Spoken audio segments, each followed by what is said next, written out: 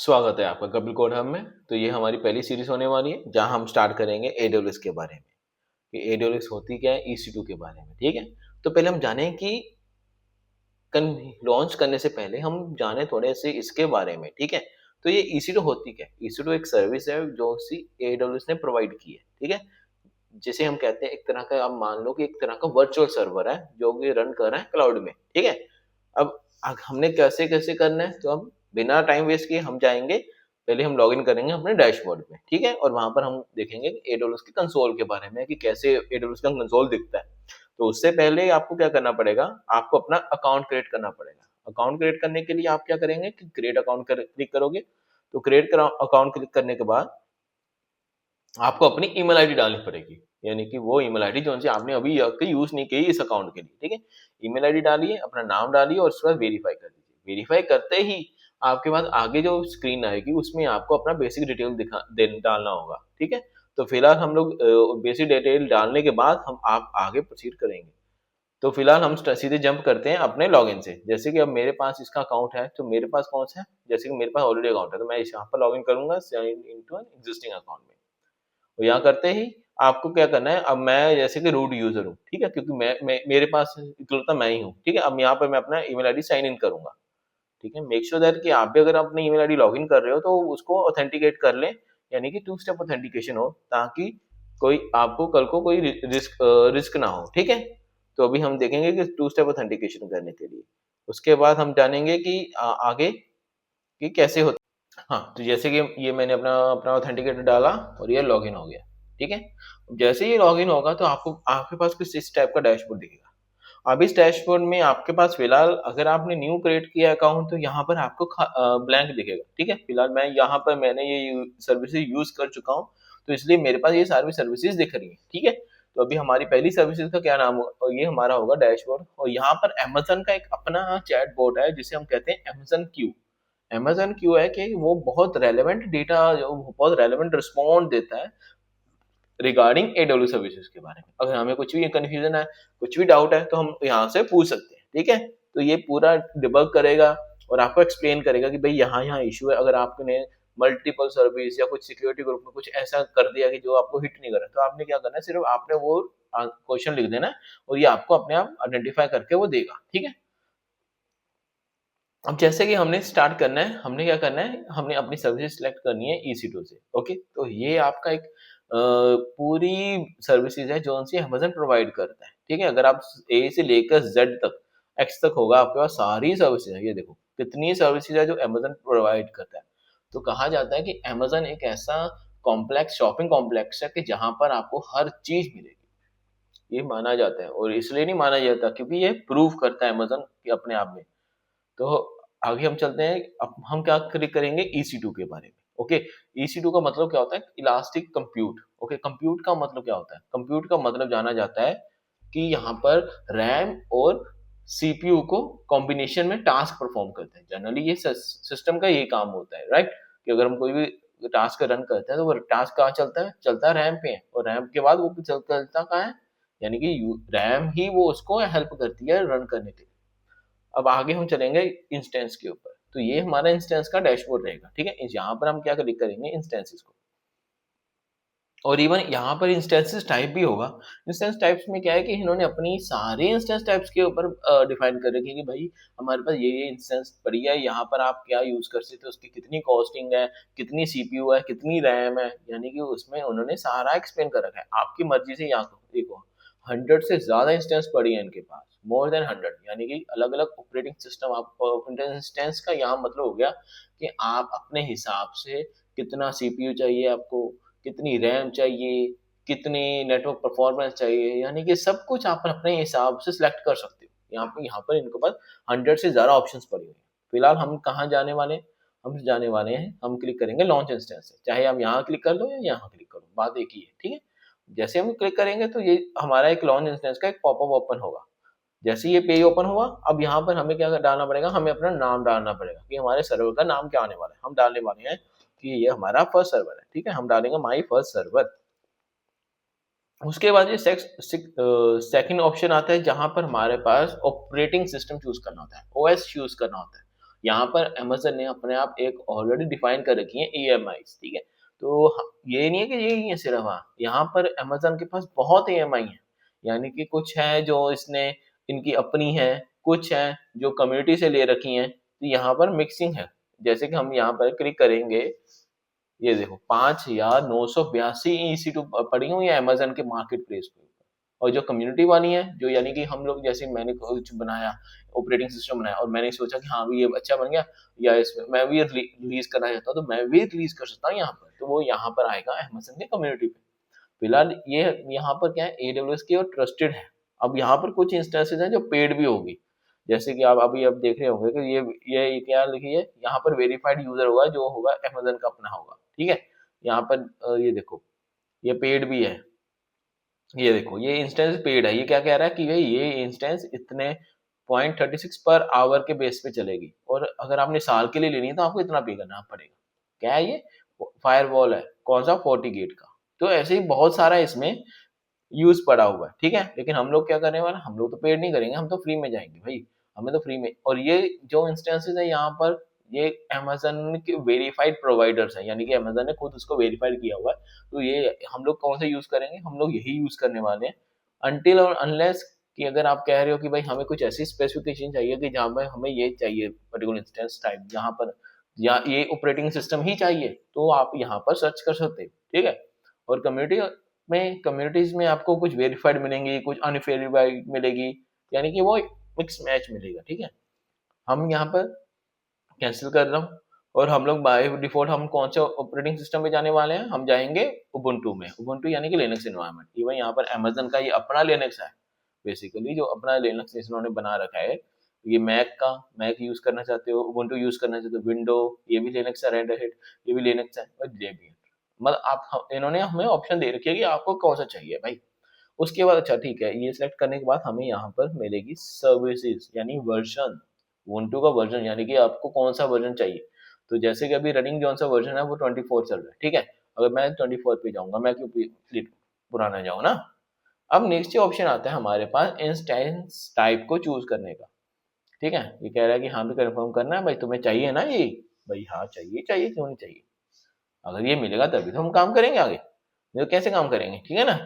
तो कंफर्म कर दिया, ठीक है। अब आगे आता है, ये हमारे पास ऑप्शन आता है टी, ये होता है इंस्टेंस टाइप। इंस्टेंस टाइप जैसे मैंने अभी आपको दिखाया कि आपको कौन सी इंस्टेंस टाइप चाहिए, कितना सीपीयू चाहिए, कितना रैम चाहिए उसमें, कितना उसमें आवरली रेट हो, जो सब कुछ उसमें इंफॉर्मेशन होगी। तो फिलहाल हम लोग बेसिक से चल रहे हैं, तो टी सीरीज इनकी बेसिक चलती है। तो यहाँ पर हम लोग चल रहे हैं T2 से। T2 का कौन सा ले रहे हैं हम लोग, माइक्रो। अब अगर आप देखोगे तो यहाँ पर भी इन्होंने दे रखा है कि कितने सीपीयू इसका, कितनी रैम है, क्या है इसका, विंडो प्राइस कितनी है। अगर आप विंडो का अगर ऑपरेटिंग सिस्टम यूज करते हो तो उसकी प्राइस कितनी रहेगी, अगर आप लिनक्स का यूज करते हो तो उसकी प्राइस कितनी रहेगी, ठीक है। हम लोग यूज कर रहे हैं माइक्रो, नैनो भी नहीं यूज करते हैं, क्योंकि नैनो में तो सब 500 MB है ना, 512 MB मिलेगा, तो उसमें क्या ही कर्म करेंगे। अब आता है हमारा की पेयर है, यहाँ पर हमारे पास दो ऑप्शन होते हैं, यानी यहाँ पर इन्होंने दो तरह के लॉक दे रखे हैं, एक RSA और एक ED2559। RSA का मतलब होता है जो पुराने लॉक चलते थे पहले लॉक, लेकिन ये कंपेटेबल है काफी, और मॉडर्न लॉक का कंसिडर होता है ED2559 में, ठीक है। और की पेयर ये आपका, ये हमेशा हमने ध्यान रखना है कि की पेयर हमेशा हमारा हर इंस्टेंस का एक अलग हो, एक नया हो, ताकि कल को अगर इन केस हमारी एक की एक्सपोज होती है कहीं पर, पहले तो ऐसे होने नहीं देना, क्योंकि ये बहुत सिक्योर चीज है, ठीक है। अगर इनकेस होती है तो आपका सिर्फ एक ही इंस्टेंस में इम्पैक्ट पड़े, ताकि ये ना हो कि आपने पूरे एनवायरनमेंट को एक ही की पे बाइंड कर रखा है, तो क्या होगा, एक की गई तो आपका सारा सिस्टम गया, ठीक है। और हाँ, की को कभी भी अपने इंस्टेंस में स्टोर नहीं करना, वो सबसे ज्यादा रिस्क होता है। अब सपोज जनरली हम लोग क्या करते हैं कि एक की हमने दूसरी की को स्टैब्लिश करने के लिए हम लोग क्या करते हैं, उस की को सर्वर में इंस्टॉल कर देते हैं, तो वो भी बहुत बड़ी बात है। क्यों, कि कल को अगर एक सर्वर में आपको प्रॉब्लम हुई तो वो बंदा एक सर्वर से हिट होकर दूसरे सर्वर में भी जा सकता है, क्योंकि है तो वो भी क्लाउड में और सेम इन्वायरमेंट में सेम अकाउंट पे रखा हुआ है। तो ये ध्यान रखना है हमने, ठीक है। हाँ, अलग अकाउंट हो तो बात अलग है, ठीक है, क्योंकि वो काफी डिफिकल्ट हो जाता है, लेकिन सेम अकाउंट में सेम की को रखना नहीं, बिल्कुल भी नहीं। तो अब हम यहाँ पर रखेंगे हमारा ये, और ये जो की है ये मेक श्योर दैट कि ये भी आपकी उसके रेलेवेंट हो, कि भाई ये मेरे सिक्योर इंस्टेंस के रेलेवेंट हो, ताकि अगर आपके, क्योंकि अगर कल को अगर आप हंड्रेड्स और ज़्यादा इंस्टेंस मेंटेन कर रहे हैं तो वही मुश्किल हो जाएगा आपके लिए, आपको मेंटेन करने के लिए। बस हमने क्लिक किया तो ये क्या करेगा, दिखाएगा नहीं है हमें, ये क्या कर देगा, भाई तू डाउनलोड कर ले, यानी हम तुम्हें दिखाएंगे नहीं क्योंकि सिक्योरिटी रीजन ये डाउनलोड हो जाएगा। अब आगे आता है हमारा सिक्योरिटी ग्रुप, ठीक है, सिक्योरिटी ग्रुप में हम क्लिक करेंगे,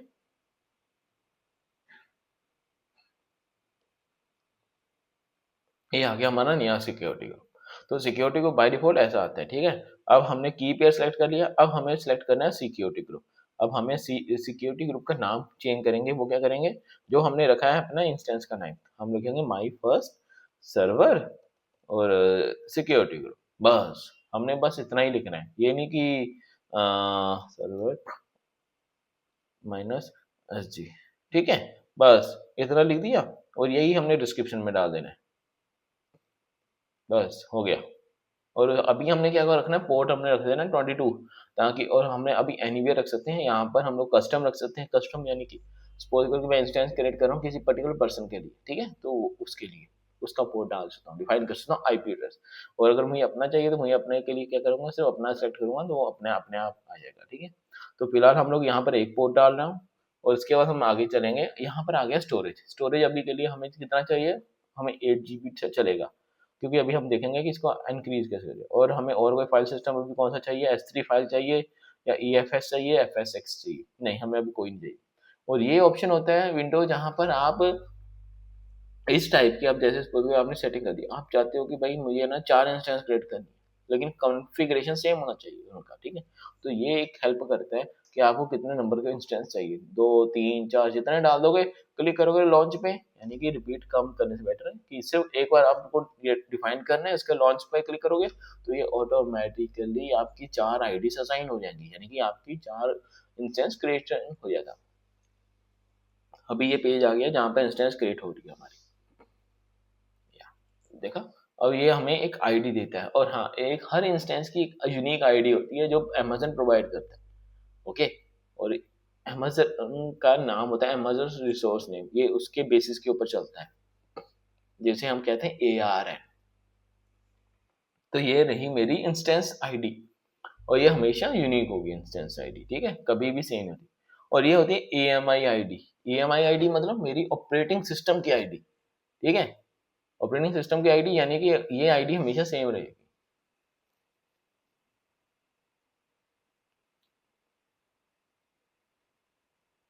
ठीक है, आगे चलें। अब हम, ये हमारा ब्राउज़र ओपन हो गया, अब यहाँ पर हम लोग वापस चलते हैं यहाँ पर इंस्टेंस पे। अब अमेज़न हमें मल्टीपल ऑप्शन देता है कनेक्ट करने के। मल्टीपल ऑप्शन कनेक्ट करने का मतलब कैसे, चाहे आप चाहो तो चाहे आप सर्वर से कनेक्ट कर लो, चाहे आप चाहो चाहे आप लोकल सिस्टम से कनेक्ट कर लो, क्योंकि हमने 22 पोर्ट ओपन किया था, ठीक है। अब यहाँ पर हम क्या करेंगे, यहाँ पर क्लिक करेंगे कनेक्ट के ऊपर, देखो ये अभी चल रहा है। और एक और बात मैं बता दूं यहाँ पर पब्लिक आईपी के बारे में, अब जैसे इंस्टेंस क्रिएट हो गया, ठीक है, तो ये पब्लिक आईपी एक टेम्पररी आईपी एड्रेस देता है, ठीक है। तो ये आईपी एड्रेस का पर्पस क्या है कि सपोज करो कि अगर मैंने कोई एप्लीकेशन रन बनाई, ठीक है, और मैं चाहता हूँ टेस्ट करना, तो जनरली हम लोग यूज करते हैं कि जैसे हम क्रिएट करेंगे इंस्टेंस को, ये पब्लिक आईपी देगा, और ये पब्लिक आईपी चेंज हो जाएगा, कब चेंज होगा, जैसे हम इस इंस्टेंस को बंद करके वापस टर्न ऑन करेंगे, ठीक है।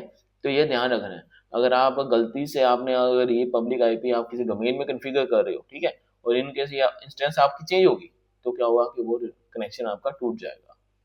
तो हमने अब आगे कैसे करना है, अब यहाँ पर आता है कनेक्ट का ऑप्शन, जैसे कनेक्ट क्लिक करेगा तो ये हमारे पास ऑप्शन देते हैं कि भाई आप कैसे कनेक्ट करना चाहते हो, आप अमेज़न के थ्रू कनेक्ट करना चाहते हो या अपने सिस्टम पे जाकर कनेक्ट करना चाहते हो। तो हमने क्या किया, नहीं भाई हमें, हम पहले अपने सिस्टम पे बाद में देखेंगे, पहले हम अपने तुम्हारे सिस्टम से देखेंगे। अच्छा, अगर हम अमेज़न के थ्रू कनेक्ट कर रहे हैं तो हमें सिक्योरिटी फाइल की ज़रूरत नहीं पड़ती। तो हम लोग क्या करेंगे, क्लिक करेंगे यहाँ पर कनेक्ट पे, जैसे कनेक्ट क्लिक करेंगे तो ये एक पेज ओपन होगा नया, और यहाँ पर क्या करेगा, अमेज़न खुद ही उसको कनेक्ट कर देगा इस इंस्टेंस को। थोड़ा टाइम लगेगा इसको, कभी कभी लगता भी है, तो देखते हैं।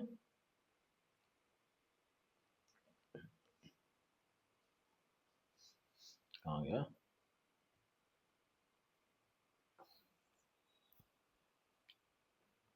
और दूसरा तरीका हमारा ये है कि ये देखो ये खुल गया ना, ये रहा, मुझे लगा शायद नहीं खुला।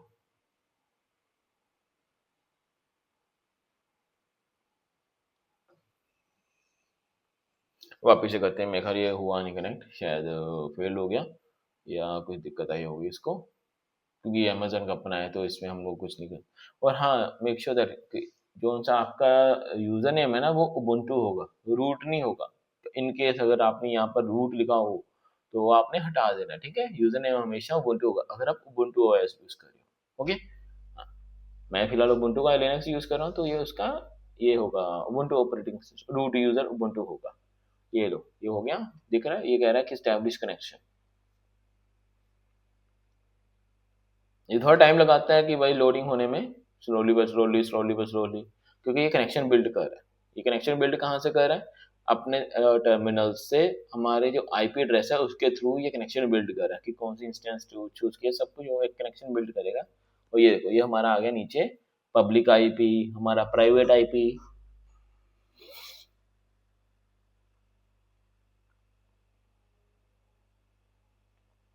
तो वो टाइम लग रहा है, देखते हैं कितना टाइम लगेगा।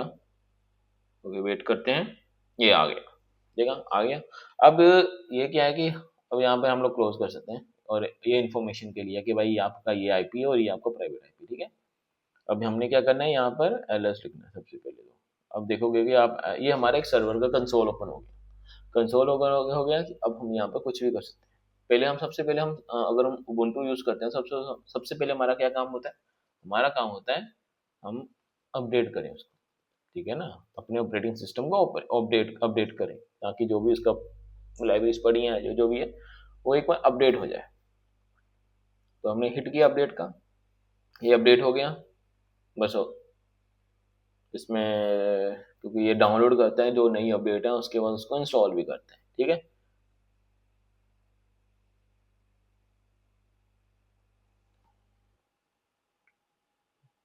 ये देखा कि ये अभी रीड कर रहा है पैकेजेस को। ये लो, हो गया हमारा अपडेट। हम इसको क्लियर कर लें स्क्रीन को। अब हम देखेंगे एलएस। अब हमने क्या करना है, अब हम चाहते हैं ये हमारा हो गया ubuntu, हमारा ऑपरेटिंग सिस्टम ऑन, ठीक है। अब हमें कैसे पता चलेगा? अब हमने क्या करना है, इसमें एक nginx इंस्टॉल करना है। nginx का काम क्या होता है? वो एक वेब सर्वर होता है जो सर्व करता है वेब में, ठीक है। अब यहाँ पर हम लोग कैसे, अब यहाँ पर कैसे करेंगे, एपीडी कैट इंस्टॉल। सपोज करो कि आपको नाम नहीं पता तो जो सर्च कर लो तो ये अपने आप बता देगा कि भाई हाँ यही है, ठीक है। तो हमने क्लिक किया, भाई हाँ ये यस मुझे चाहिए, डाउनलोड करना चाहता हूँ। ये कंफर्मेशन भी मांगता है कि आप चाहते हो डाउनलोड करना कि नहीं, या गलती से तो नहीं लग गया। तो हम कहते हैं नहीं भाई नहीं, हमने किया है, ये लो हो गया। बस अब हमने क्या करना है यहाँ पर, अब हम जाएंगे एनजिनिक्स की सेटिंग में। अब देखो एनजिनिक्स पोर्ट हमारा किस पोर्ट पे चलता है, वो चलता है 80 पे, ठीक है। अभी हमने क्या करना है, यहाँ पर हमने एनजिनिक्स में जाना है। अब इसकी कॉन्फ़िगरेशन में लिखना पड़ेगा, फाइल तो लिखना पड़ेगा ना इसकी। ये आ गया एनजिनिक्स की कॉन्फ़िगरेशन, ठीक है। अब हमने यहाँ पर एक फाइल बनानी है सबसे पहले। sudo यूज कर रहा हूँ ताकि, ओके। अब हम रूट में आ गए और अब हमने क्या करना है, अब हमने फाइल बनानी है। टच के नाम से हम फाइल बनाएंगे। ये लिनक्स की कमांड्स हैं बेसिकली, कोई ubuntu की कमांड्स नहीं है। लाइनक्स की कमांड्स के लिए अगर आप चाहते हो तो वो भी हम वीडियोस के लिए एक अलग से वीडियो बना दूंगा जिसमें हम पूरी लिनक्स की कमांड्स के बारे में एक्सप्लेन करूंगा। तो मैंने टच किया और टच करने के बाद मैंने यहाँ पर फाइल का नाम बता दिया। फाइल का नाम बता दिया मैंने, ये फर्स्ट सर्वर, ठीक है। First server dot CONF। Make sure that कि यही हो फाइल का नाम, और कुछ ना रखो। अब यहाँ पर आ गया, ये आ गया हमारी फाइल का नाम, ठीक है। और सपोज करोगे अब आपको आपको ना पता नहीं है कि भाई क्या होगा फाइल का नाम, अंदर डेटा कैसा होगा, कैसे होगा ना, कैसे डालनी है। तो उसके लिए सबसे बेस्ट क्या होता है कि इवन इनके पास खुद के पास यहाँ पर ऑप्शन होता है साइट्स अवेलेबल में। हमने क्या करना है, यहाँ पर जाना है, नेविगेट करना है साइट्स अवेलेबल में। और हम यहाँ करेंगे कैट। डिफॉल्ट कैट का मतलब होता है कि फाइल को ओपन करना है हमें, ओपन करके हमें ये डेटा चाहिए बस, कि ये इतना सा, क्योंकि हम अपना सर्वर नाम डाल सकें, ठीक है। बस यहाँ से कॉपी करें और क्या करें, अब हमने अपनी फाइल में जाना है। वो कहाँ फाइल थी हमारी, वो थी हमारी कॉन्फ़िगरेशन में, ठीक है ना। कॉन्फ़िगरेशन में गए और हमने ओपन करना है वी से, वी एडिटर से। और हमने यहाँ पर ओपन कर दिया, क्लिक किया, ये फाइल हमारी ओपन हो गई। यहाँ पर आई टू आया, आई से क्या हो गया, इंसर्ट हो गया, ठीक है। पेस्ट कर दिया। अब हमने क्या करना है, यहाँ से कमेंट हटा देना क्योंकि भाई हमें तो रन करनी है ये फाइल, बस इसको हटा देना है। ये बेसिकली सैंपल फाइल है जो Nginx खुद प्रोवाइड करता है, हमें कोई दिक्कत नहीं है कि कहीं ढूंढने की जरूरत नहीं है कि भाई कहीं सर्च करने जाओ या वो करो वो करो बला बला, है ना। बस, और यहाँ पर सर्वर नेम में क्या होगा, अगर तो आपने ये आईपी को डोमेन के साथ कॉन्फ़िगर कर रखा है तो आप अपना वो डोमेन नेम डालेंगे बिना HTTP और www के। और अगर आपने नहीं डाल रखा तो आप यहाँ क्या करोगे, आईपी एड्रेस डालोगे। आईपी एड्रेस कौन सा होगा, जहाँ से हमने सिस्टम से लॉगिन किया। अब हमें क्या पता भाई कौन सा आईपी एड्रेस होगा, तो ये आ गया हम इंस्टेंस, यहाँ पर हमारा ये हो गया आईपी एड्रेस 4। ओके, यहीं पे क्लिक करना है, हमने कॉपी करना है ये, और बस ये डाल देना है, पेस्ट कर दिया, बस हो गया। और यहाँ हम लोग इसको एक्सिट करेंगे, ये हो गया हमारा। अब क्या करना है, अब हमने रिस्टार्ट करना है क्योंकि अब हमने इंस्टॉल कुछ ऐड किया है तो उसको बताना ना। पहले हम क्या करेंगे, इसको टेस्ट करेंगे, ठीक है। हम क्या करेंगे, nginx माइनस टेस्ट, पहले हम लोग रिस्टार्ट करते हैं, system control restart nginx dot service. ओह, स्पेलिंग गलत हो गई, system control nginx। Okay, restart हो गया। अब हमें स्टेटस चेक करना है कि भाई रन हो रहा है कि नहीं हो रहा, है ना। स्टेटस भी देख लें, अगर रन हो रहा है तो हमें कोई दिक्कत नहीं, STATUS, क्या बात है, ये तो रन कर रहा है। अब हम क्या करेंगे, अब अगर हम रिक्वेस्ट रेज करेंगे तो ये आईपी को जाएगा नहीं, फिर भी चेक कर लेते हैं कि जाएगा, नहीं जाएगा। कारण क्या है कि हमने इनबाउंड रूल को कुछ ऐड नहीं किया। अब आपको पता है इनबाउंड और आउटबाउंड का रूल का मतलब क्या होता है। इनबाउंड रूल आउटबाउंड होता कहाँ पर है, पहले तो हम यहाँ पर जाएंगे, यहाँ के सिक्योरिटी, ठीक है। अब सिक्योरिटी पे क्लिक करेंगे, यहाँ पर हो गया हमारा सिक्योरिटी ग्रुप, याद है हमने सिक्योरिटी ग्रुप क्रिएट किया था पहले। सिक्योरिटी ग्रुप को क्लिक करते ही ये हमारे पास एक सिक्योरिटी ग्रुप का एक डैशबोर्ड हो जाएगा। अब यहाँ पर होता है इनबाउंड रूल और आउटबाउंड रूल। इनबाउंड रूल मतलब जो रिक्वेस्ट सर्वर एक्सेप्ट कर रहा है, यानी कि हमने कोई रिक्वेस्ट रेज किया तो वो रिक्वेस्ट कहाँ जाएगी, वो पहले जाती है सर्वर के पास, तो उसको कहते हैं इनबाउंड रूल। और जो रिक्वेस्ट बाहर आती है, यानी कि अब हमने रिक्वेस्ट रेज किया, वो आउटपुट तो वापस भी लेकर आएगा ना डेटा। अब मैंने रिक्वेस्ट किया कि भाई मुझे ये चीज़ चाहिए, अब उसने रिक्वेस्ट कर दी, अब लेकिन वो गेट करके तो लेकर आएगा, तो जो गेट का काम है वो होता है आउटबाउंड रूल्स। ओके, तो हमने आउटबाउंड रूल को हमेशा अलाउ करना है अनटिल कि अगर आप चाहते हो कि भाई नहीं, मैं एक ही सर्वर पे एक ही अपने आईपी पे रिक्वेस्ट लेना चाहता हूँ और मंगवाना चाहता हूँ, यानी पुश और गेट दोनों आप एक ही सर्वर पे करना चाहते हो, वो बात अलग होती है। नहीं तो जनरली हम लोग क्या करते हैं, इसको अलाउ करते हैं सबके लिए, सारे ट्रैफिक के लिए, कि भाई रिक्वेस्ट आए जहां से मर्जी, लेकिन सर्व उन सबको हो। अब हमें यहाँ क्या करना पड़ेगा, पोर्ट 80 को डिफाइन करना पड़ेगा। तो पोर्ट 80 डिफाइन करने के लिए ये कस्टम टीसीपी आ गया, यहाँ पर हम डिफाइन कर देंगे 80, क्योंकि 80 डिफाइन तो है नहीं। और किसके लिए, और IPv4 के लिए, ठीक है, 6 के लिए नहीं, IPv4 के लिए। बस इंस्टॉल सेटअप कर दिया। अब हमने देखना है कि भाई हमने 80 डिफाइन कर दिया, अब चेक करें, ये है लो 404 आ गया Nginx। इसका मतलब कि मेरा सर्वर, ये डोमेन ने रिक्वेस्ट कहाँ कर दिया, सर्व कर दिया मेरे सर्वर से, क्योंकि 404 आ गया। यानी कि इनको फाइल नहीं मिली, वो बात अलग है, क्योंकि फाइल थी नहीं कुछ, अभी तो हमने सिर्फ कॉन्फ़िगरेशन किया है ना, तो फाइल तो कुछ थी नहीं। अब हमने चेक करना है कि भाई अच्छा फाइल तो नहीं है, तो अब क्या करें हम, अब हमें एक फाइल बनानी पड़ेगी। हम लोग क्या करेंगे, अब हम करेंगे एक HTML की फाइल को ऐड करेंगे, ठीक है। ये हमारा कनेक्शन बिल्ड हो गया, ये हमारा सर्वर लिंक हो गया। अगर आपको और चेक करना है कि भाई ये जा भी रही है कि नहीं रही, तो सबसे बेस्ट होता है, सिंपल सी बात है, कर लिखो और आप अपना आईपी डाल दो, आगे अपना HTTP डाल दो। ये आप अपने सिस्टम से भी कर सकते हो, यानी कि अपने लोकल सिस्टम से, बस ये लो।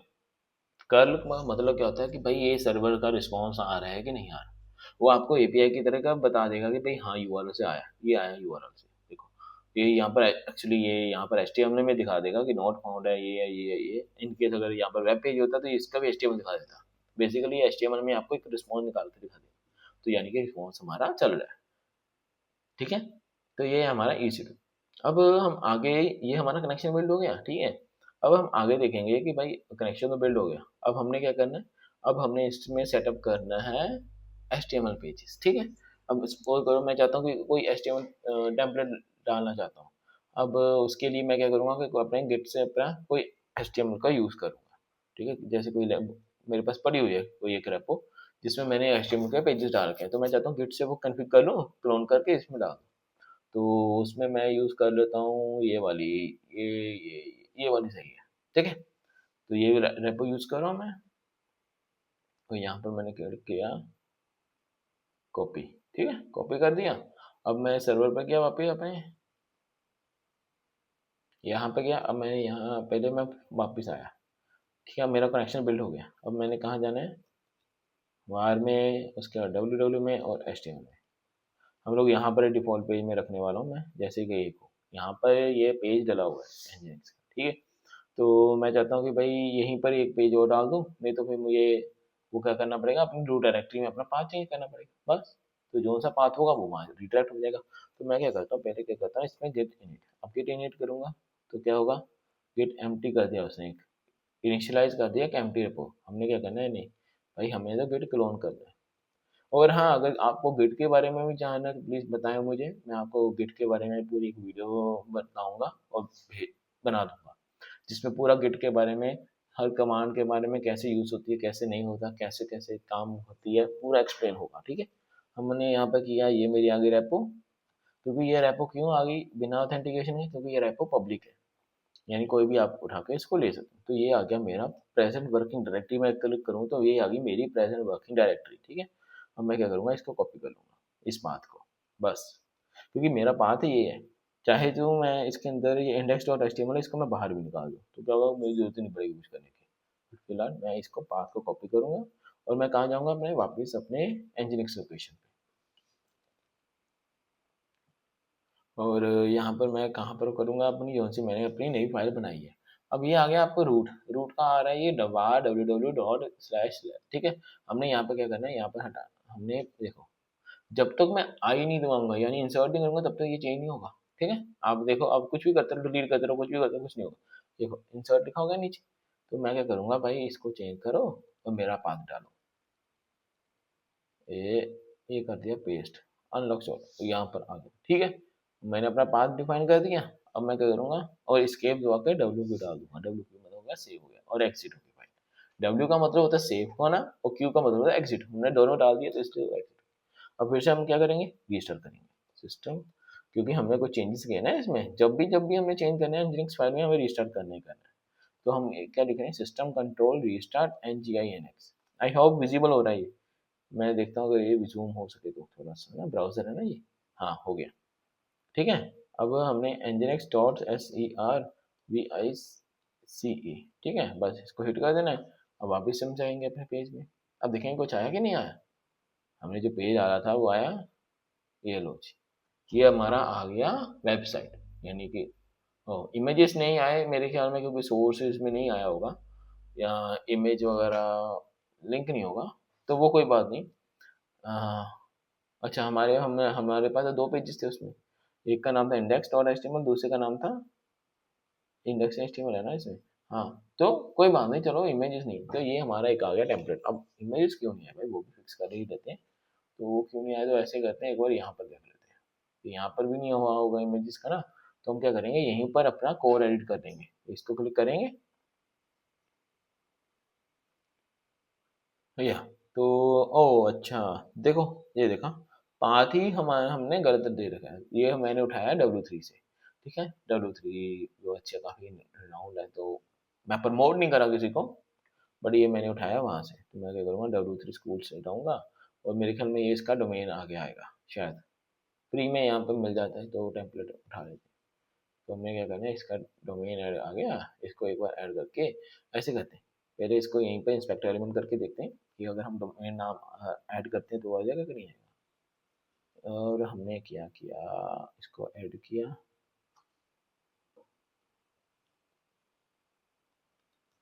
अरे बात बन गई, क्या बात है। तो हमने क्या करना है, बस यही तो करना है। अब हमने अपनी फाइल ओपन किया, और ये अब एक एक जगह करूँगा तो फिर तो टाइम लग जाएगा ना। तो हम क्या करेंगे, यहीं पर हमारे पास ऑप्शन होता है रिप्लेस करने का, मोर एडिट ऑप्शन, ठीक है। फिलहाल मैं क्या कर रहा हूँ, एडिट कर रहा हूँ इसको, एडिट किया फाइल को। हाँ भाई, एडिट करना चाहता हूँ मैं, करो तुम तो करो एडिट, ठीक है, एडिट आ गया। अब मैंने क्या करना है, यहाँ पर जो जो सी मेरी लोकेशन है वहाँ वहाँ जाना है मैंने, ये आ गया। उसके बाद हो गया मेरा, और कौन सी इमेज है मेरी, मेन इमेज यही है, और एक ये इमेज आ गई, एक ये आपको मैं डिबग करना भी सिखा रहा हूँ। और अभी हम लोग गिट में सीधे डायरेक्ट भी कोड एडिट कर सकते हैं, ऐसी कोई बात नहीं है। हाँ, अनटिल और अनलेस अगर वो कुछ अर्जेंसी ना हो, नहीं तो हमेशा प्रैक्टिकल यही है कि आप उसको कॉपी करो, क्लोन करो और उसको काम करो। क्योंकि यहाँ पर गलती होगी तो वो थोड़ा सा रिस्क होता है, बट दिक्कत नहीं है, तो वर्जन कंट्रोल है तो कोई इशू नहीं है, हम लोग वापस से चेंजेस कर सकते हैं। ठीक है, ऐसी कोई बात नहीं है, हम नहीं कर सकते हैं, बट ये प्रैक्टिकल नहीं है क्योंकि थोड़ा सा लेंथी काम है। वरना यही काम अगर मैंने वहाँ करना था अपने आईडी में, तो उसमें मुझे क्या करना पड़ता था, मैं रिप्लेस करता इसी वर्ड को लेकर और मेरा अभी तक काम हो जाना था, लेकिन अभी तक मैं स्टिल इसमें काम कर रहा हूँ। ठीक है, तो थोड़ा सा इसमें है लेंथी काम। लो जी, बस हो गया, ये मेरा लास्ट ही था, या लास्ट ही है। ठीक है, बस इसको कमिट कर दिया चेंजेस को। हाँ, लिख दिया भाई, अपडेट किया मैंने, कहाँ गया, मेन ब्रांच में कर दो कर दो कर दो कर दो, ये लो, हो गया। अब हम वापस से सर्वर में जाएंगे। अब हमने क्या करना है, अब हमने तो वो कर दिया था ना, अब वापस हमें कहाँ जाना पड़ेगा, सी डी वार www.html डॉट, क्या नाम था उसका, लोकेशन का, हाँ गेट के नाम से था ना। अब हम क्या करेंगे इस, हाँ, अब यहाँ पर रखेंगे गेट पुल। लो, आप चेक करें, हो गया, पुल हो गया। अब देखते हैं, लो जी, हमने तो एक पहले में आईडी किया था ना, ये अपने बाकी ओ देखो क्या बात है जी, देखो कितना आसान है। EC2 में काम करना बहुत इजी है, देखो विद इन कुछ स्टेप में हमने एक पूरा वेबसाइट, हमने सर्वर बना दिया, सर्वर को होस्ट कर दिया, उसमें एक HTML पेज डाल दिया और पेज को एक आईपी पे डाल दिया। ठीक है, ये होता है पब्लिक आईपी। अब जैसे जो हमने काम किया ये टेम्पररी है, सपोज करो कि अगर मैं जैसे ही शट डाउन करता हूँ इस इंस्टेंस, क्योंकि मैंने काम हो गया, मैं चेक किया भाई सारे चेंजेस ठीक है, ठीक है ठीक है, डन डन डन। अब मैं चाहता हूँ कि इसको, इसका जो आईपी है वो मैं चाहता हूँ मैं परमानेंट रहना चाहता हूँ। ठीक है, तो उसके लिए मुझे क्या करना पड़ेगा, उसके लिए करना पड़ेगा, मुझे खरीदना पड़ेगा इलास्टिक आईपी। तो इलास्टिक आईपी भी एक सर्विस है AWS की। तो उसमें क्या है, वो कैसे होती है वो मैं आपको बताऊंगा। पहले हम इसमें क्या करेंगे, एक बार टर्न ऑफ करके टर्न ऑन करेंगे, वो भी मैं आपको बताता हूँ कि कैसे ये आईपी चेंज होता है। ठीक है, तो मैंने क्या किया, इसको लोड होने दो, तो जैसे ही लोड होगा तो आपको मैं बताता हूँ। ठीक है, अभी मेरी इंस्टेंस रनिंग हो रही है, लेकिन हाँ, अगर मैं इसको बंद करूंगा ना तो इसको टाइम लगेगा। ठीक है, यानी कि ये डिपेंड करता है सर्वर के ऊपर कि आप जब आप इसको, क्योंकि यहाँ पर ऑप्शन होता है हमारा बंद करने का, आप बंद कर सकते हो। रीबूट से कुछ नहीं होता, रीबूट सिर्फ एक रीस्टार्ट का काम करता है, जो आपकी सर्विसेज है जो है वो रिस्टार्ट हो। और डिलीट क्या है, डिलीट मतलब जाहिर सी बात है, क्लियर है, डिलीट तो डिलीट हो जाएगा। ठीक है, इवन आप डिलीट को भी प्रोटेक्ट कर सकते हो। यहाँ पर ऑप्शन होता है कि यहाँ पर आप डिलीट को प्रोटेक्शन करना चाहते हैं, इनकेस अगर मिस्टेकली आपसे डिलीट हो जाए तो आपके पास एक एक्सटर्नल क्लियर हो रह जाएगी। ठीक है, और ये एक्शन में क्या होता है, अब सपोज करो कि यहाँ पर मैं इस इंस्टेंस में काम कर रहा हूँ। ठीक है, तो मुझे बैकअप लेना है, ऐड करना, स्टोरेज ऐड करनी है, स्टोरेज फुल होगी मेरी, वो ऐड करनी है, तो मैं वो भी कर सकता हूँ इसमें। ठीक है, वो हम लोग ये को स्टोरेज में, हम अभी मेरी स्टोरेज क्या चल रही है, ये को मैं अटैच करता हूँ, वॉल्यूम डिटैच कर सकता हूँ, यानी कि सारा हाथ में। इससे हम कहते हैं IaaS, मतलब इंफ्रास्ट्रक्चर एज अ सर्विस, मतलब कि सब कुछ मेरे हाथ में है। ठीक है, मतलब मैं जो चाहूँ वो मैं कर सकता हूँ इस सर्वर में। तो अभी हमने क्या करना है, लास्ट एक आईपी को देखना है, ये रहा मेरा इलास्टिक आईपी। ठीक है, अब ये देखो ये आईपी है मेरा, अब ये ध्यान से देखना, ये 2443 है। अब मैं जैसे इसको स्टॉप करूंगा तो ये आईपी मेरा बदल जाएगा। ठीक है, ये देखना, इसको मैं स्टॉप कर रहा हूँ, लेकिन स्टॉप में टाइम, थोड़ा सा टाइम लगता है, तो we have a patience about this thing. उतनी देर में हम क्या करेंगे, उतनी देर में हम लोग क्रिएट कर लेंगे अपना इलास्टिक आईपी। ठीक है, जब तक ये मेरा, ये यहाँ पर हम लोग रिफ्रेश करके देखेंगे कि भाई हम स्टेटस क्या चल रहा है इसका। तो ये अभी स्टॉपिंग स्टेट पे होगा, तब नहीं होगा जब तक ये स्टॉप्ड नहीं होगा, तब तक हम इसको नहीं कुछ कर सकते। अब हम क्या करेंगे, जब तक हम लोग अपना इलास्टिक आईपी क्रिएट करेंगे, इलास्टिक आईपी पे गए और ये इलास्टिक आईपी आ गया। अब हमें इलास्टिक आईपी पे क्या करना है, हमें एक नया आईपी ऐड करना है। ठीक है, हमें एलोकेट करना है एक इलास्टिक आईपी। अब अभी देखो, अभी आपके पास अभी कुछ आईपी नहीं दिखा इस एरिया में, तो हमने क्या करना है, इलास्टिक आईपी क्लिक करना है। इलास्टिक आईपी कौन से रीजन में चाहिए, अभी मैं कौन से रीजन में हूँ। और हाँ, ये एक और बहुत इंपॉर्टेंट बात है, जब आप काम कर रहे हो या जब आपने लॉग इन किया तो बाय डिफॉल्ट कभी कभी ये नॉर्थ वर्जीनिया में ओपन होता है। ठीक है, तो मेक श्योर दैट कि आपने जिस रीजन में आप काम करना चाहते हो उसमें आप सिलेक्ट करो, क्योंकि क्या है कि हर रीजन की इंस्टेंसेस, हर रीजन का बेसिकली आप ये मान लो कि एक डेटाबेस में ये जितना आप काम कर रहे हो वो उस डेटाबेस में रहेगा। ठीक है, मतलब आप एक ऐसा मान लो वो इस एरिया में रहेगा। अब सपोज करो कि आपने एक मुंबई में इंस्टेंस ये बनाया हुआ है, अब मैं काम करने वाला हूँ, करने लग पड़ा, नेक्स्ट टाइम मेरे पास बाय डिफॉल्ट लॉगिन हो गया नॉर्थ वर्जीनिया, अब मैंने उसमें काम करना शुरू कर दिया।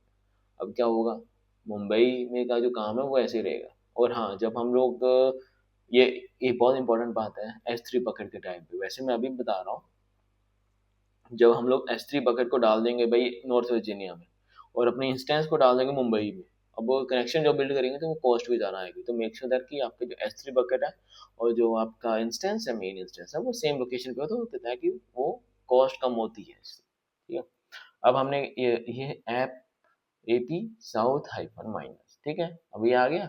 अब यहाँ पर आ गया जोर, ये टैग्स हमारे पास ऑप्शनल हैं, टैग से हेल्प करते हैं कि कुछ रिसर्च करना है या कुछ फिल्टर करना है उसके लिए। ठीक है, और जब हम लोग कोस्ट को करते हैं कि कोस्ट को ट्रैक करते हैं तब, लेकिन हमने अभी क्या करना है, एलोकेट कर देना है। वो हम आपको बताएंगे, आपको अभी सब कुछ टैग्स के बारे में, यहाँ पर हर एक चीज़ का कंपोनेंट के बारे में मैं एक्सप्लेन बताऊंगा, एक्सप्लेन इसी वे, ताकि आप बोरी वे ना हो। ठीक है, जैसे क्लिक करूंगा तो ये मेरे पास एक आईपी एड्रेस आ गया, आईपी एड्रेस आ गया। अब अब मैं इसको क्या करूंगा, इसको अटैच करूंगा उस इंस्टेंस के साथ। फिलहाल हम क्या करेंगे, अभी हम चेक करेंगे कि भाई वो इंस्टेंस हुई कि नहीं हुई, उसको लेकिन नए इंस्टेंस में ओपन करूंगा।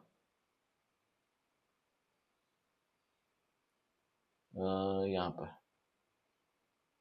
ठीक है, ये मेरा कंसोल है और ये मेरा वो EC2 इंस्टेंस है, ये मेरा आईपी एड्रेस है। ये देखो, आप टाइटल में भी देखोगे ना, तो टाइटल में भी आपको बता रहा है कि भाई यहाँ पर आप ये देखो, ये अब इंस्टेंस कनेक्ट स्टॉप होगी। ठीक है, अब मेरा आईपी आपने नोट डाउन किया होगा, तो क्या आईपी था, मैं कब भूल गया होंगे, तो ये रहा, मेरा आईपी तो यही था ना, ये था ना आईपी मेरा 132.352.443।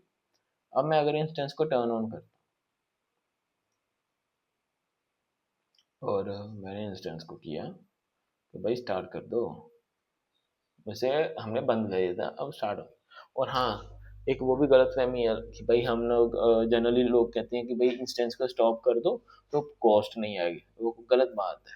कारण क्या है कि इंस्टेंस स्टॉप करने से कुछ नहीं होगा, कॉस्ट तब भी आगे, किस चीज़ की आएगी कॉस्ट, वो आएगी आपकी स्टोरेज की। अगर आप स्टोरेज सपोज करोगे आपने स्टोरेज ऐड करके 20 GB, तो उसकी कॉस्ट तो आएगी।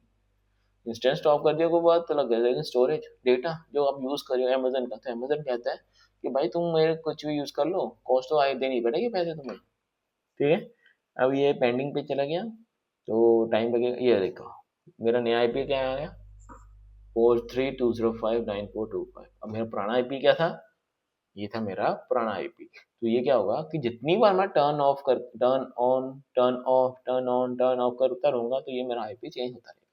ठीक है, अब मैं चाहूंगा रिक्वेस्ट रिलीज करूंगा तो होगा नहीं, कारण भाई आईपी नहीं है। अगर आईपी ये मेरे सर्वर से कनेक्टेड ही नहीं है, तो कैसे रिक्वेस्ट सर्व कर देगा सर्वर से, तो ये कुछ नहीं आएगा अभी, ऐसे वेट करता रहेगा। और उसके लिए मुझे क्या करना पड़ेगा, अब इस केस के लिए आप डोमेन भी नहीं ऐड कर सकते, क्योंकि ये थोड़ी है कि आप हर बार भाई आईपी चेंज हुआ चलो जी फटाफट खोल लॉगिन, छोटे टिक अकाउंट है जो भी अकाउंट खोलो और आप अपना उसमें डोमेन डाल दो, तो वो बात अलग, वो बात अच्छी नहीं है। That is not a practical way, क्योंकि आप तो भी उसमें डोमेन ही अपडेट करते रहोगे, तो दैट्स नॉट गुड। ओके, तो अब हम क्या करेंगे, यहाँ पर हम अपना इलास्टिक आईपी डाल देंगे। इलास्टिक आईपी आईडी कैसे करना है, सिंपल सा है, वो कोई मुश्किल वाली बात नहीं है, बड़ा इजी वे है। आपने क्या करना है, यहाँ पर देखो, अभी हमें हमने आईपी को क्लिक करना है। ठीक है, जो सा ये हाइपर लिंक है, इसको क्लिक करते ही हमारे पास यहाँ पर एक्शन में आ जाएगा। ठीक है, ये आ जाएगा रिलीज। अभी हमने रिलीज तो करना नहीं, हमने क्या करना है, हमने एसोसिएट करना है इलास्टिक आईपी को, किसके साथ करना है हमने। अब यहाँ पर जा, तो अगर आपके पास मल्टीपल सर्वर्स है, मल्टीपल इंस्टेंसेस है, तो आपको क्या होगा, आपको इंस्टेंस की आईडी कॉपी करनी पड़ेगी। ये यहाँ आ रही है ना, I000303C5E58, तो ये क्या है, मेरी इंस्टेंस का नाम है, देखो लिखा होगा माई सर्वर ही। अगर प्राइवेट आईपी आप रखना चाहते हो, हाँ भाई प्राइवेट आईपी भी इसके साथ ही एसोसिएट करो, क्यों नहीं करना, है ना। बस अब क्या करना है, कनेक्ट, बस हो गया। अब अपने इंस्टेंस पे जाएं, अब कोई टेंशन नहीं। अब मैं जितनी बार मर्जी इसको थोड़ा सा टाइम रखते हैं, अभी देखो अभी वो आईपी नहीं आया, तो ये टाइम लगेगा इसको आने में। तो क्या होगा, फिर पब्लिक आईपी हट जाएगा, ये पब्लिक आईपी भी हट जाएगा। ये देखो आईपी आ गया। अब मुझे कोई टेंशन नहीं। अब मैं जितनी बार मर्जी रीस्टार्ट करता रहूँ, जितनी मर्जी मैं टर्न ऑफ टर्न ऑन करूँ, ठीक है। अब ये नहीं चेंज होगा, अब ये परमानेंट इसका फिजिकल एड्रेस हो गया, ठीक है। फिजिकल एड्रेस मतलब कि अगर हमने डोमेन में ये डालना हो तो हम ये डोमेन में ये आईपी डाल देंगे, तो उसके क्या होगा कि हमें डोमेन को बार बार बदलाव नहीं करना पड़ेगा, ठीक है। तो ये इसका बेनिफिट है। अब मैं क्या करूँगा, अब मैं ये डाल दूंगा। ये क्या हो रहा है भाई? अच्छा, हाँ मैं क्या ये आईपी कैसे चेंज हो गया? तो ये आईपी हमारा हमारा इलास्टिक आईपी जो सा था हमारा, वो था 5266। ये रो ये आ गया हमारा मेन आईपी, ठीक है। अब हमने इसको कॉपी कर लेना और इसको हमने डाल देना वहां पर, बस अपने कहाँ कंसोल में। इवन आपका कंसोल भी अब आपका बंद हो गया होगा, कारण क्या था, क्योंकि हमने टर्न ऑफ तो किया था इंस्टेंस को। अब हमें वापस से री लॉग इन करना पड़ेगा, ठीक है। अब एक तरीका तो आपने मैंने आपको दिखा दिया लॉग इन करने का, ये कि ये जो आप अमेजन के थ्रू लॉग इन कर सकते हो। सपोज करो कि आप चाहते हो कि नहीं जी नहीं, मैं तो अपने सिस्टम से लॉग इन करूंगा, तो उसके लिए क्या करना पड़ेगा आपको, यहाँ कनेक्ट पे क्लिक करो, एस एस एच क्लाइंट पे जाओ। अब अगर आप मैं यूज़ कर रहा हूँ मैक, ठीक है, तो मेरे पास टर्मिनल है। अगर आप विंडो यूज़ कर रहे हो या लाइनक्स यूज़ कर रहे हो, तो लाइनक्स वालों का सेम कमांड फॉलो करना पड़ेगा। विंडोज यूज़र के लिए अगर आप सेम इन्वायरमेंट यूज़ करना चाहते हो, जैसे कि ये जो हमारी कमांड एल एस वगैरह या पी डब्ल्यू डी या जो भी वर्किंग है, तो उसके लिए आप गिट बैश डाउनलोड कर लो, वो मेरा सजेशन रहेगा आपके लिए, ठीक है। तो वो क्या है कि एक अच्छा इन्वायरमेंट दे देता है आपको तुम गिट के साथ भी, और एक अच्छा कंपेटेबल है जो लिनक्स की कमांड सारी फॉलो करते हैं। अब हमने क्या जाना है, जहाँ पर हमारी लोकेशन होगी, हमारी लोकेशन थी वो डाउनलोड था काम ना। अब डाउनलोड में क्या नाम था उसका, उसका नाम था हमारा my sir first server two. My, हमने पहले क्या करना है, इसको एग्जीक्यूटेबल फॉर्मेट देना है, ये देखो हमने कुछ नहीं करना। और अगर आपको पता है ये ठीक है, नहीं तो दूसरा तरीका क्या है, सीधे ये देखो, ये आपको स्टेप्स बता रहे हैं अमेजन खुद ही, कि आप कॉपी करो, पहले आपने कॉपी करना है ये, कॉपी किया। अब आपने क्या करना है, अब आप कॉपी कर लो इसको, बस ये लो, जो एग्जांपल है ना वो आप कॉपी कर सकते हो, वो एग्जैक्ट एग्जांपल है जो आप चाह रहे हो। But perfect. Oh, I guess that there's some issues with the file permission. Okay, so once you have added the file permission, like जैसे कि मैंने ऐड कर दिया फाइल परमिशन का, तो अब क्या है कि अब लॉगिन हो गया मेरा सर्वर, ये मेरा सर्वर लॉगिन हो गया मेरे सिस्टम से। जैसे कि सिमिलर मैंने आपको अभी, रुको मैं ऐसे करता हूँ, मैं अपने सिस्टम से लॉगिन करता हूँ यहाँ पर, यहाँ से लॉगिन करके दिखाता हूँ। तो पहले ही हमने यहाँ से लॉगिन किया था, हमने आईपी चेंज किया, तो वापिस हम इंस्टेंस पे चेक करके देखते हैं कि भाई अब क्या स्टेटस है।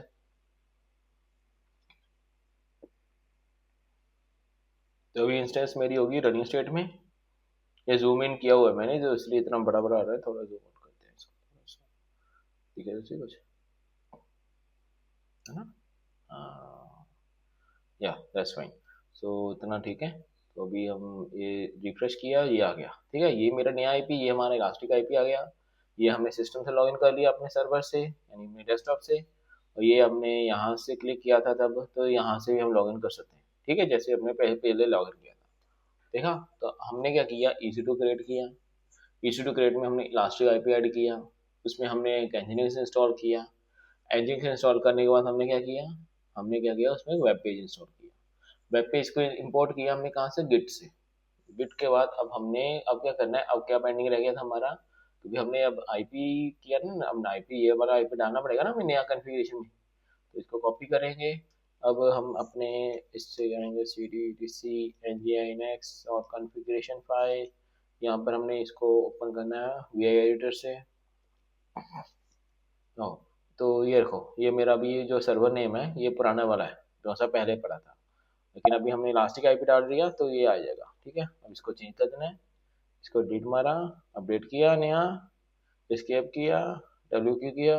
ओहो, आई गेस मेरे साथ वो हो गया।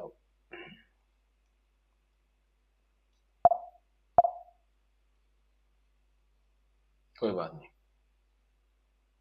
इसको भी करते हैं सॉल्व। तो मैंने बिना सुडो ओपन किए वो कर दिया था, तो इसलिए वो इश्यूज आ रहा है।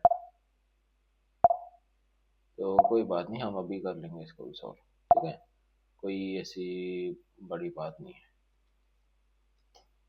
बाहर आ गए हम लोग, क्यू ए यानी कि एग्जिट होता है, क्विट कर दिया। हमने क्या करना है, सूडो सू कर दिया, हम रूट यूजर में आ गए। अब हम यहाँ पर फिर से वही कमांड लिखेंगे, ओहो वी आई, उसका फाइल का नाम, फाइल का नाम लिखते ही हमने क्या करना है, चेंज करना है अपना ये सर्वर नेम, है ना। इंसर्ट किया, आई दबाया, आई से इंसर्ट होता है, इंसर्ट करके हमने ये डिलीट मार दिया और ये कर दिया ऐड, ठीक है। और अब इससे डब्ल्यू क्यू करेंगे, डन। हमने क्या करना था, system control restart N G I N X, ये दिख रहा है ना सबको, विजिबल हो रहा है ना, ये लो N G I N X कर दिया और ये रीस्टार्ट मार दिया। अब हमने क्या करना है, system control status N G I N X dot S E R V I C, तो बेसिकली चेक करने सर्विसेज की चल रही है कि नहीं चल रही, ठीक है। तो सर्विस चल रही है।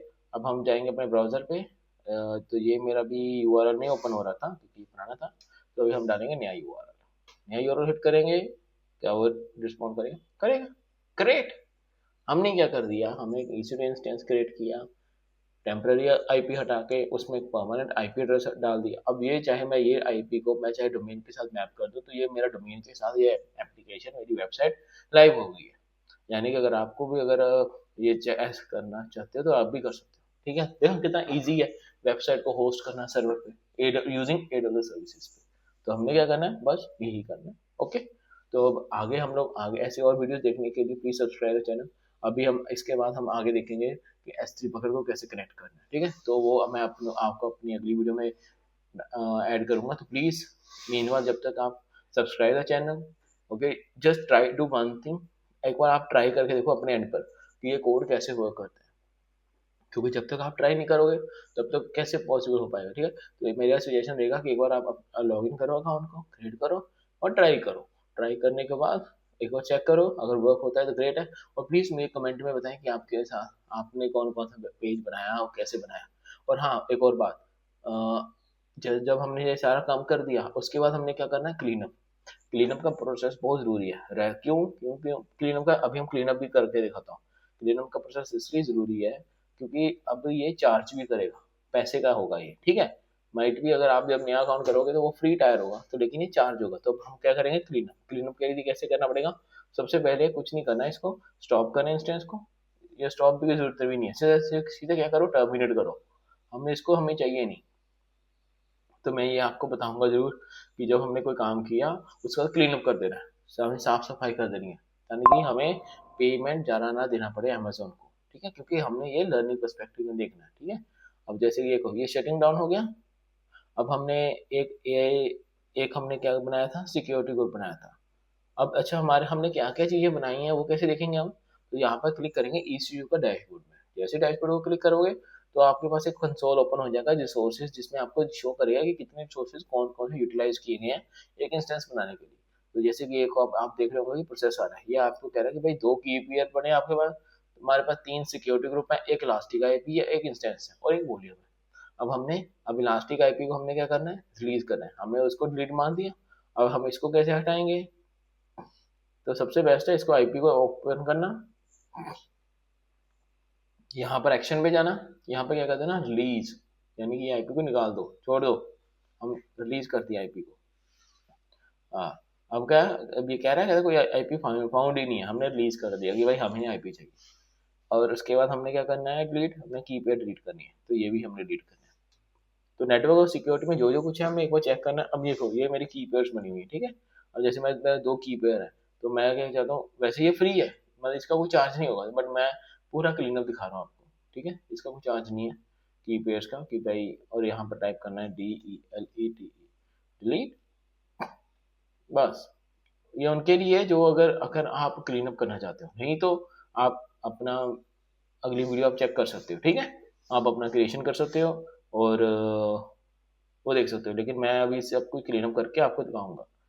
जो लोग चाहते हो कि क्लीनअप देखना चाह रहे हैं तो वो please stay on the line, और बाकी लोग अपना प्लीज देख सकते हो, क्योंकि क्लीनअप भी बहुत जरूरी काम है, एक इंसेंशियल है इसके लिए। ये हमारे 2 सिक्योरिटी ग्रुप थे, हमें दोनों सिक्योरिटी ग्रुप नहीं चाहिए, हमने क्या करना है, इनको क्लीनअप। क्लीनअप के लिए क्या करेंगे, डिलीट सिक्योरिटी ग्रुप, अब ये कह रहा है कि भाई तुम कंफर्म करना चाहते हो डिलीट, तो एंटर डिलीट लिख दो, DELETE, देखा। अमेजन ने हर एक कंडीशन में एक रिस्ट्रिक्शन लगा रखी है कि भाई अगर डिलीट करना चाहते हो तो ये करो, वो करना चाहते हो वो करो, ठीक है, ताकि मिस्टेकनली अगर कोई बंदा किसी से कुछ हो जाए तो वो रिकॉल कर सके। ओके, अब ये हमारा हो गया डन, मेरे ख्याल डेटा डिलीट हो गया। अब वापस हम डैशबोर्ड में जाएंगे। अब डैशबोर्ड में देखेंगे सर्विस को रिफ्रेश करते कि हाँ भी कुछ बचा कि नहीं बचा। हमने इलास्टिक आईपी देखा। अब क्या बचा हमारे पास, सिक्योरिटी को एक है, वो कोई बात नहीं, वो डिफॉल्ट ग्रुप है, उसको नहीं डिलीट करना। इंस्टेंस हमारी एक है लेकिन वो डिलीट हो चुकी है, ठीक है। फिर भी चेक करने के लिए क्लिक करेंगे तो इंस्टेंस में आपको क्या दिखाएगा, टर्मिनेटेड है, तो कोई दिक्कत नहीं, वो कुछ टाइम रहती है, उसके बाद ये अपने आप ये गायब हो जाएगी, कुछ टाइम तक ये रहेगी, ठीक है। तो ये हो गया हमारा डिलीट का प्रोसेस। हमने आज सेटअप किया, क्रिएट किया, पेज बनाया, उसके बाद हमने पेज के बना आईपी ऐड करके उसके बाद हमने उसको सारे को क्लीन अप कर दिया, ठीक है।